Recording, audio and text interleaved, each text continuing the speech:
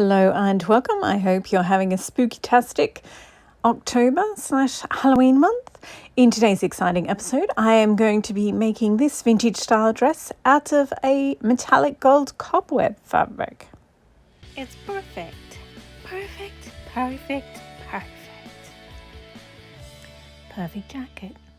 Ooh, it's spooky spider web fabric, and I think this fabric would be absolutely perfect as a vintage style jumper dress, sleeveless. So I'm going to cut it up and then I'll be back.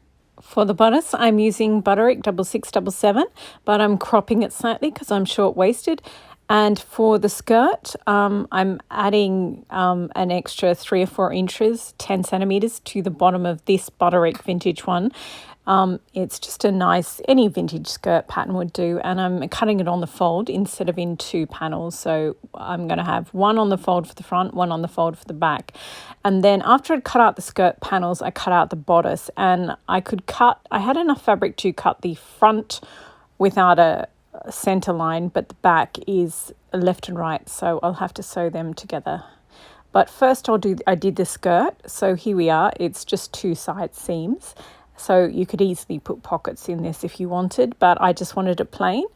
I really like it, so we will leave this here on the mannequin and get started on the bodice. So as I said, the front and the back and the lining is just plain black. So first thing I have to do is sew the left and the right back together. Then I'm going to use the burrito method to do the sleeveless bodice. Okay, so I use the sewing machine to sew the left and the right side of the outer back bodice together. Now it is time to sew the front and the back of the bodice together just at the shoulders. So I did that on the lining as well. And the next step is to just lay the bodice open flat on the bench and then put the lining right sides together, lay the lining over the top. And now it is time to pin the neckline all around. So I'm going to sew them together, right sides together. So it is pinned beautifully and all the seams are splayed as well. So now I will machine sew this so that, here we go. And now that it's machine sewed, I just have to clip the curve so that it sits nicely once it is all turned in the correct way. Now I've turned everything in the right way. So now it's time to do the burrito method on the sleeves. So the first thing is you splay one sleeve open. So I've got the left side and splayed that open so you can see the edge of the lining and you can see the edge of the real thing. And then you roll the rest of the other side into the middle and pin that into place so it's out of the way. And then like a burrito, you just fold over the lining so that the 2 unfinished edges are together, and line up the seams, the shoulder seams, and pin them, and then pin one side, pin the other. So now that it's all pinned and everything else is out of the way, it's time to machine sew this. So once that is done, then the next step is, so it's nice and neat, and just check it and make sure that nothing is stuck. And then you trim that down so it'll be easier to turn out if there's less seam allowance. And then clip the curve so it'll sit nicely once it's turned out. And then you just sort of lift up the fabric here and just gently pull it out until it's the correct way around again. And so that is one side done. So now you just have to do the other side. So you just splay it out so you can see the whole thing, the outer bodice and the lining. Okay, so now I put this front side here. I just roll all this up until it's in the very center of the one that I haven't done yet. So I just roll it and then pin it into place so that it's out of the way.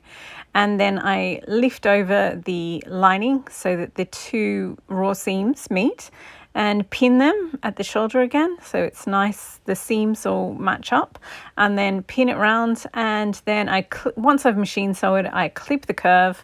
I trim down the seam allowance first, then I clip the curve. You could do it either way. But yeah, And then all that's left to do is pull through the rest of the bodice and just gently tug it until it comes through.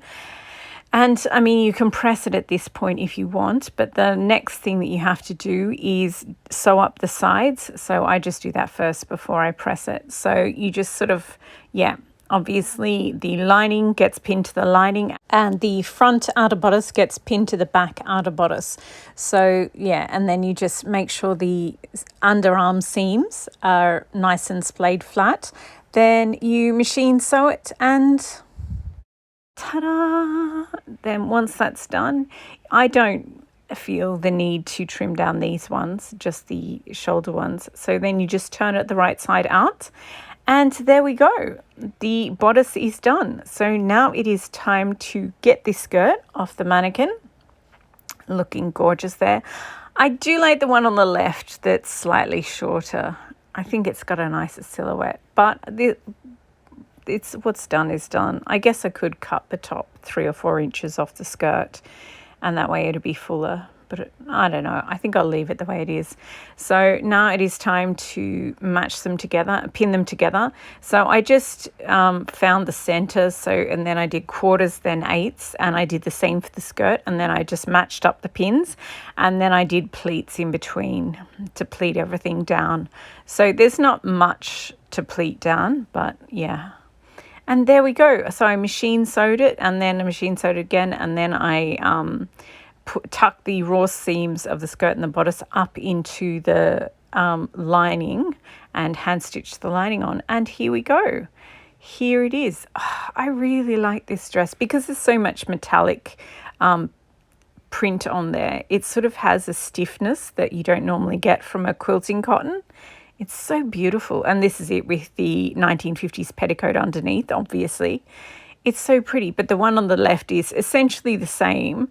It's a little bit shorter, that holly one on the left, but they're essentially the same dress. And the 1950s petticoat makes such a difference. It gives it such vintage vibes. It's so beautiful.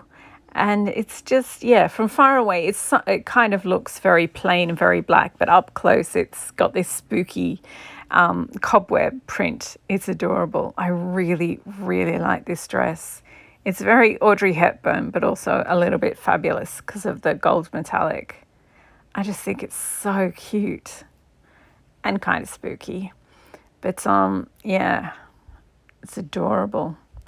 So yeah, I guess I have got, it's not very Halloween-y though, is it? So not really. I do have a couple of orange tweed jackets. So I'll get them out and I'll show you what they look like. But yeah, I just really like it the way it is. I don't think it needs anything else. I mean, you could just put a little pumpkin brooch on or something like that if you wanted. Okay, it is time for dress up. So I had to change out the that sash and put in just a metallic ribbon so that I can put jackets on it. And it's actually really cute like this. I think if I was going to a party, this is the look I would go with. But this is the orange, well, it's a billion different colours, but I call it the amber tweed because it's got these glass amber coloured beads on it, frosted glass. And I think this is really sweet and a little bit, you know, pumpkin-ish, a little bit Halloween-y. This is more orange. It's my safari jacket. It's got all these African animals on it, like lions and tigers and giraffes. And yeah, it's very cool and lots of beads and sequins. And yeah, I think that one looks cute. It's a little bit Halloweenish. And I'm not sure they really go together. That jacket's a bit of a character in itself. I normally just wear it with jeans and a t-shirt because it's so extra. It sort of brings it down to, you know, wearable. But this is, yeah, actually I think this jacket would look good with one of those fabrics.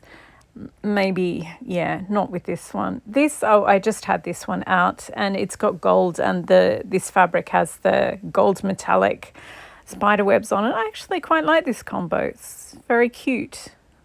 But again, I just usually wear that jacket with, jeans and a t-shirt, but it does look quite cute. There's something very vintage and classic about this jacket, so in that respect it does go well with a vintage style silhouette dress. But and then of course I just got out my black Chanel jacket, and yeah, it's very boxy and long, and the vintage dress with the big petticoat doesn't really match it. It sort of catches it all in the wrong way. I think from the side this would be a very unflattering silhouette, because vintage dresses sort of go right out from the waist. And yeah, it sort of looks a bit Mary Poppins, historic rather than vintage, when you have like a modern day jacket over a vintage. I think I prefer it. I think my favorite is with this one here, this tweed. It's actually a Linton tweed, but they hardly ever make this type of tweed. It's so beautiful. There's so many colours in there. That's quite sweet. It's a 3/4 sleeve, so obviously you can see the bottom part of my arms and your wrists quite clearly on that one. But yeah, this is my favourite. I think I would just, if I was going to a party and it was like Halloween theme or something, or yeah, I would just wear a coat and yeah, take it off at the party and just wear it like this rather than with a jacket. Oh, I do have a gold sequin jacket, but it's kind of a different gold. Yeah, hesitant mixing the antique golds with the bright shiny golds. Anyway, that is the video. So thank you very much for watching. I hope you've been inspired to make yourself a vintage style dress or something special for Halloween. And yeah, thank you very much for watching. I'll see you later.